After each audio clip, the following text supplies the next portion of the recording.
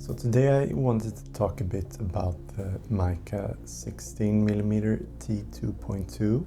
I've had the 25mm for a couple of months now. Now, straight off the bat, the biggest issue with the 25mm was the chromatic aberration. Now, even though it was easy to clean out in post, it was quite severe. Now, I'm happy to say that the 16mm is not noticeable at all. So there's one interesting thing to note. When I received the 25mm a couple of months ago, it had only imperial markings. Now the 16mm I received has both imperial and metric markings. And from what I've seen, the new 25mm lenses they produce will also have both imperial and metric. Now, that might be an issue if you absolutely want to have a focus puller on the right hand side of your camera. Onto the qualities of this lens, it has all the things you would expect. So there really isn't a lot to add from my review of the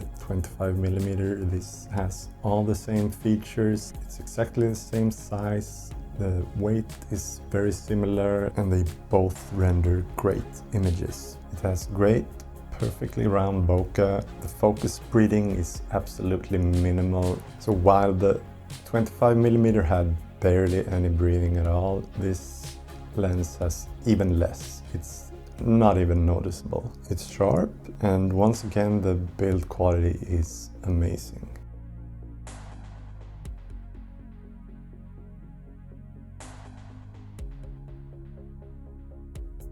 The main things to talk about with this lens is obviously the intellectual property dispute. There's no question that these are based off the Vedra. Now, Vedra did recently come out and vaguely address this issue, and there are some legal actions going on. What seems to be quite obvious to me is that Mica are kind of clueless about what product they are selling here. For instance, in their advertising for the 16mm, they claimed it had internal stabilization.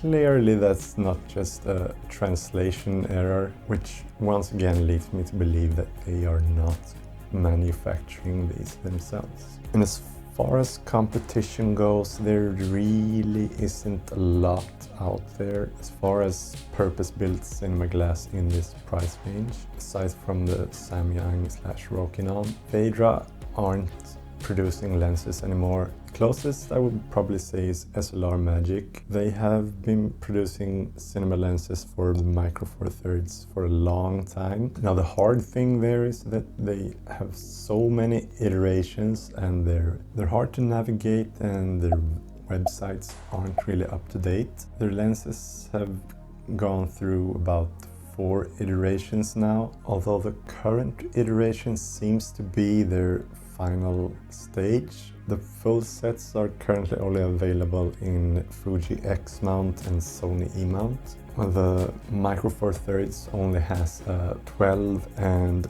18mm at the moment. I'm definitely gonna check these out once they start rolling out in more focal length. I think it would be very interesting to compare them. And then there's also the DZO 20 to 70mm T3.1, which was announced at NAB. There's currently no footage of that lens, but it's definitely one to keep an eye on. And now that the Micro Four Thirds system has a lot of very interesting cameras, like the Zcam E2 and the Blackmagic Pocket Cinema camera, obviously the interest in these types of lenses is growing a lot.